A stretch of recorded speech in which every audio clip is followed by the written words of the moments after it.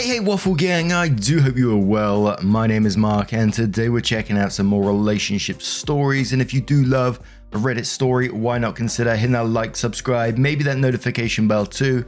Let's crack on with today's first story, which comes from Briar26 and says, I, 29 female, am moving in with my boyfriend of 3 years, 33 male, and my fundamentalist mum, 65 female, is furious.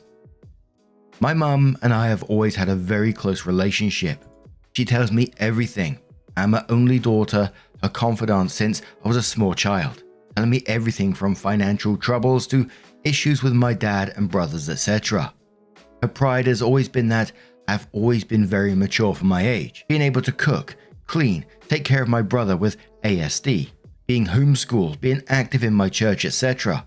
So much so that people have always mistaken me for being 10 plus years older than I was since I was 13 to 14 or so.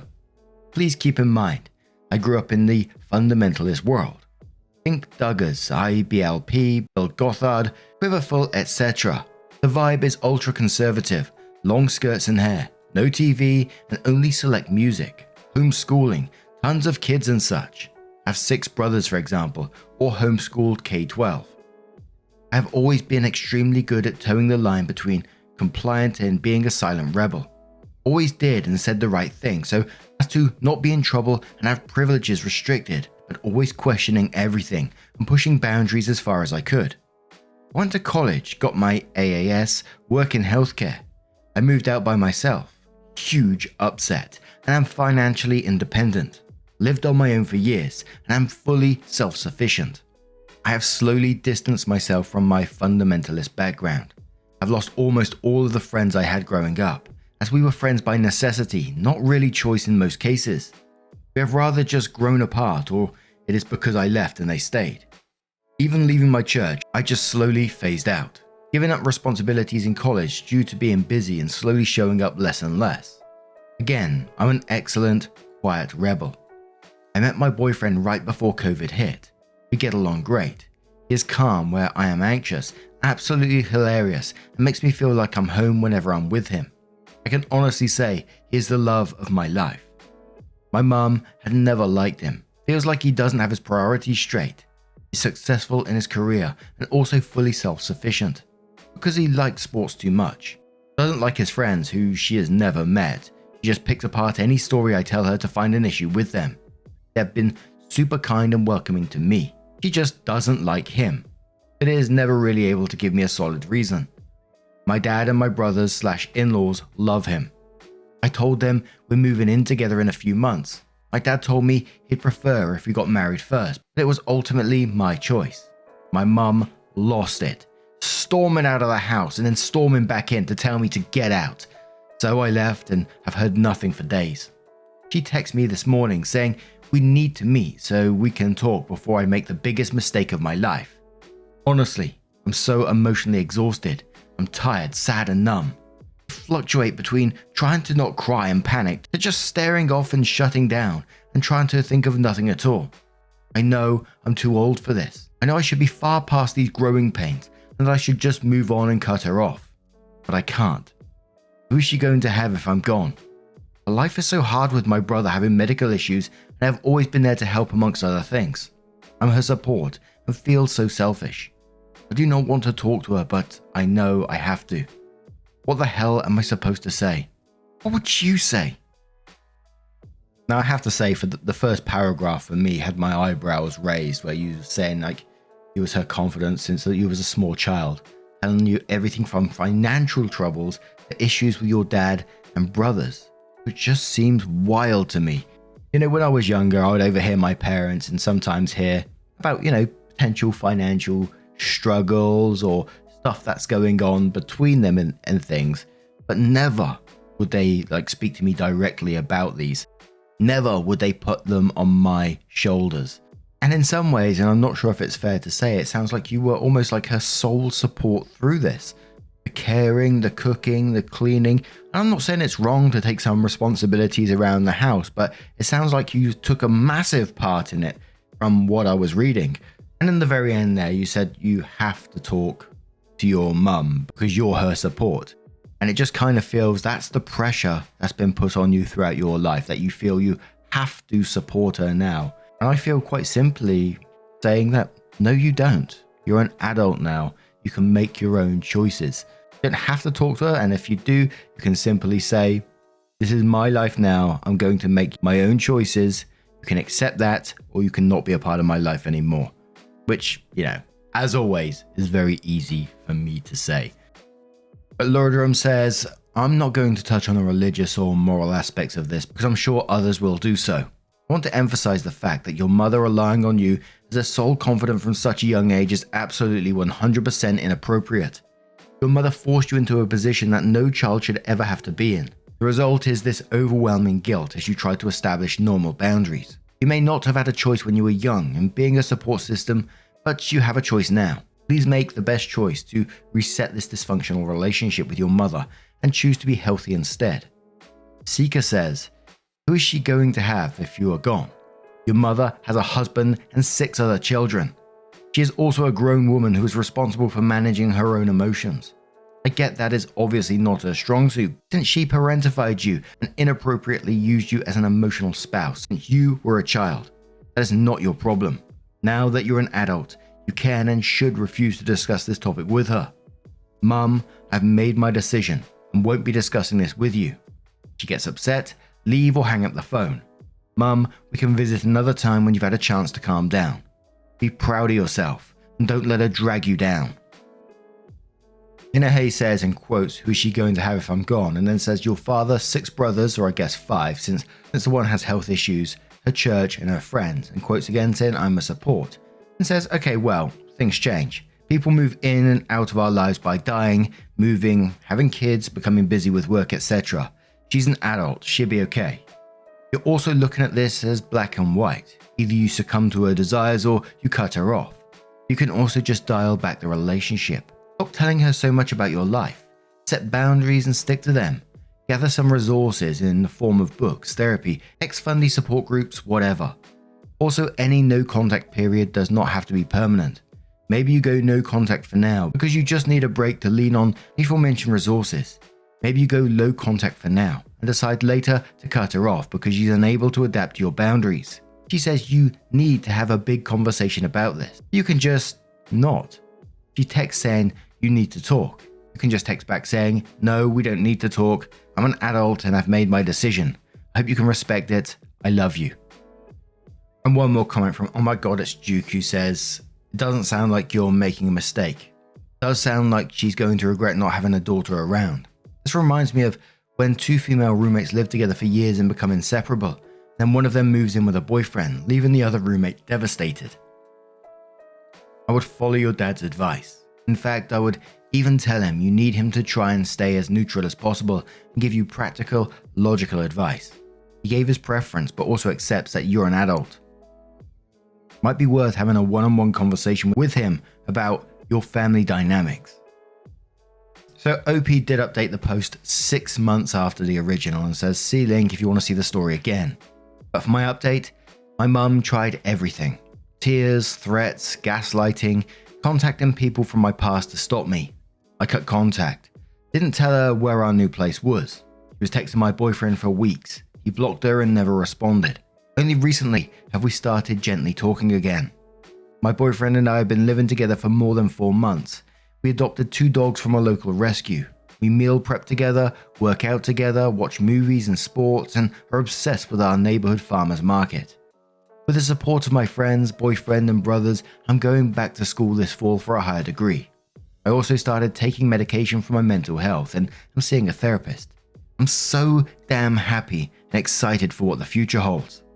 Thank you to everyone for their support. I read every comment and cried through them all. Seriously, thank you. You have no idea what everything meant to me. Anyone wanting further context, you should watch Shiny Happy People. That unfortunately is my background. A short but sweet update. I love to see it, that OP has moved on and, gained their own life, has a happy relationship and is just living it to their fullest by the sounds of it. No pet tax there, unfortunately, though. As always, I hope it doesn't come across as patronizing in any way, but incredibly proud of you for OP for doing what you did. Keep being amazing. But what do you guys make of this situation? Let me know your thoughts down in the comments below. Let's move on to another story. And our next story is coming from the Entitled Parents subreddit. We haven't been there in a while. And it says, I put vegetables in all my food so my roommate's kids won't eat them. The mum is threatening legal action. I, 26 female, live in a rented house with a single mother, 30 female, and a son, 6 male. I had another person living with me, but they moved out and the mother moved in. I don't mind living with her and her kid. It's fine and we kind of do our own thing. I spend a lot of time at my boyfriend's place or working. Our work schedules collide, so we really don't interact much, but when we do, it's fine. No issue there. I want to start with saying that she clearly struggles financially, but I don't think it's an excuse. I don't make lots of money either. However, I've noticed that my food would go missing or portions would be taken from it. I assumed it was her kid, so I asked her if she'd stop him from eating my food. I was calm about it and she just said she would. It didn't really upset me when it first started. It started getting annoying when I'd get home from work and I'd expect to have a meal's worth of leftovers in the fridge, only to see it picked through or just gone. I kept bringing it up and she started getting annoyed with me bringing it up. Just from observing them, I realized that neither of them ever eats vegetables. And judging by the food that would get picked through and the food that would be untouched, anything with green in it was avoided. Orange chicken would be gone, but the chicken and broccoli would be untouched. So I started putting vegetables in everything. I find vegetables to be delicious, and anything green or not a potato does not get eaten. So I would mix some bell peppers into the food and it would be fine. I make a big portion of vegetables pretty frequently anyway, so I just started putting it in everything I eat. If I had leftover mashed potatoes, I'd pour green beans in and mix it up. If I had leftover cheesy bacon fries, I'd pour broccoli all over it and mix it in. Usually my homemade stuff has vegetables in it, but I started making sure everything did. I made a pot of mac and cheese, the kids' favorite thing, and poured in roasted Brussels sprouts, which is actually delicious to me, and I'm eating more vegetables, so it's a win-win. She had been seemingly annoyed, but we were all home when I made the pot of mac and cheese. She was in the living room and saw me get out the Brussels sprouts and was like, "What are you going to do with that?" And I poured them in. She said I was being greedy and annoying. I just said I like Brussels sprouts, and that was it. She said, "We need food," and I told her to go and get some, or stop buying only pre-packaged things and your money will go further. I think she sees this as some big act of revenge, but I just simply want to be able to eat my food. Also want to add that the sharing is not the issue. It's expecting to have food there and it's not. So often I'd be working a long day and get home expecting to have a meal's worth of food and it all be gone. Or I wake up in a rush and have my food ready to eat in the morning only to find it gone. So now I have to skip breakfast. If she would simply text sometimes, "Hey, is it okay if we eat food item?" I would know and know to make other plans. I would stop for food or know I have to whip something up when I get home. Also, I think eating the last of someone else's food is crazy and rude. If someone makes a big pot of something and you ask for a serving, sure, but if someone made something and there is one serving left and you eat it without permission, that is evil as hell. Imagine taking someone's food away and then giving yourself away when she was pouring those Brussels sprouts into that mac and cheese and I go, "What are you going to do with that?" And then just saying, "You're being greedy and annoying. How dare you not let us have your food?" And like Opie said, it's one thing to ask and then you can turn around and make your choice, but for someone to be picking through your food as well, picking through it and then still leaving it there, that would annoy me when someone else's fingers have been going through it. But Retmail Rob says there are programs all over the place to help feed the indignant, food pantry, and even more for those with kids. You just have to go get it. My take is that your food is convenient and the mum doesn't want to have to bother. Some of these places even provide cooking lessons to keep away from processed foods and stretching food money by making from scratch. Again, not convenient. LMP says super douchey, I wouldn't be okay with that no matter who. My brother moved in with my husband and me a couple of years ago for a short period of time. It had been nearly 15 years since I'd lived with my brother, so I still had that teen boy view of him. I wanted to set clear boundaries when he moved in, so the same things weren't an issue. I also gave my brother the opportunity to bring up anything that used to annoy him to prevent issues with us as adults living together. The kitchen was my biggest area of concern. If you come close to finishing something, put it on the list. Totally fine to finish or come close to finishing something, put it on the list. Don't put 5% of a container of milk back in the fridge. Don't just leave dishes in the sink, etc, etc, etc. Basically, he informed me he wasn't a 16-year-old arsehole anymore, and that wouldn't be an issue. Your roommate sucks. So OP does update the post, and they said, so I've been steadfast with putting vegetables in everything. I put vegetables in things I've never even thought of. This carried on, and the mum calls me a jerk, but will not verbalize that she's eating my food. She just sees me making a lasagna and adding celery and bell peppers in the layers of fumes off to the side. The only thing I can't add vegetables to is snacks like chips or if I bake brownies or cookies. However, this is easily remedied by putting baked goods in a Tupperware and keeping them in my room. Same with chips. I have previously stated the sharing is not the issue. Recently, the kid knocked on my door and asked if he could have a bag of microwave popcorn. I said yes and gave him one. All of this would be less annoying if she'd just text, hey, can I have some of this, and waited for my response before just helping herself. I do feel for the mum because she clearly struggles with cooking and trying new foods. She is older than me and winces at the thought of biting into anything green, and it's spreading to her kid, but it's no excuse. A few days ago, I was making taco meat out of ground beef, and like usual, she was looking without looking. She was off to the side, watching my every move, but trying to look normal. I made a dish the day before that involved sauteed mushrooms and cut up peppers. So when the meat was almost ready, I opened the fridge and she freaked out when she saw me holding the mushrooms. She said, son's name hates mushrooms. And I just poured them in the pan and mixed along with the cut up peppers. This caused her to react in a way I'd never seen from her before. She was yelling and stomping around the kitchen while the kid just watched. How bad for the kid to have to see his mum like that. People were worried about her tampering with my food.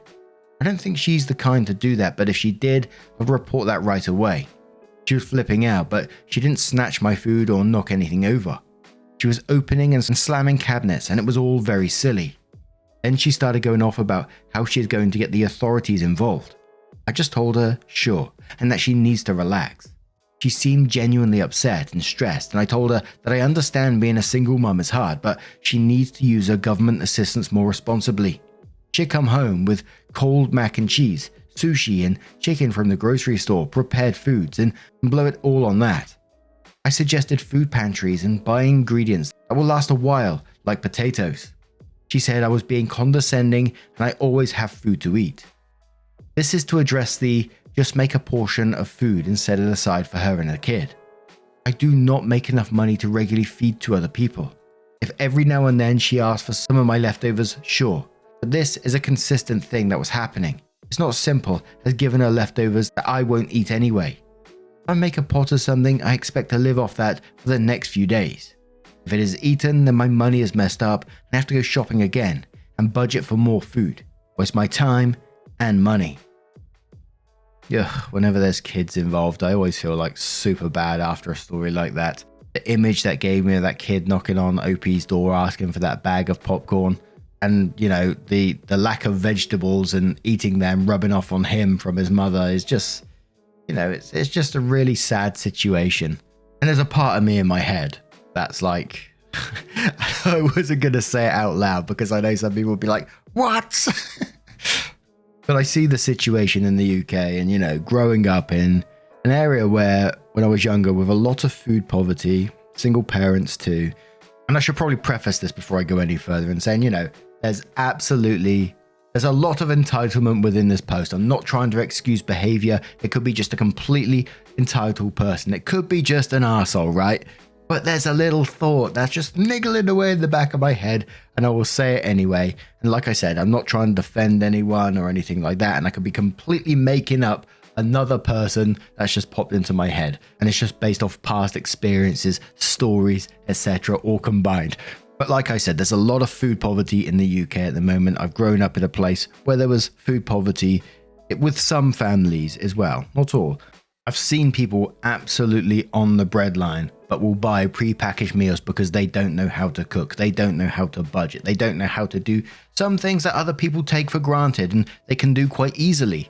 And not because they don't want to be able to do that, but they was brought up by people who gave them pre-packaged meals, who didn't budget in a certain way, and just products of their upbringing. And I just find that bit really sad of the possibility of that. And like I said, I'm not saying that this is this person. This person could be completely different. This person can be like what we're seeing in this post, what we're reading in this post, in the comments, that this person is just entitled, and that's all there is to it. It wouldn't be the first time. It's not going to be the last time. There's tons of entitled people out there who will take advantage of others. Absolutely. But that little niggle in the back of my head just had me saying that. That was all there is to it. But yeah, OP is not responsible for this at all.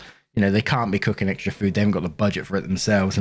But what do you guys make of this situation?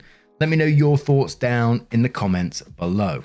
And just a huge thank you from the bottom of my heart for getting involved in today's stories. Your love, your support, your time always means the absolute world to me. So thank you so much for being involved. Truly, it does mean the world. And hopefully I will see you in the next one. Take care and much love.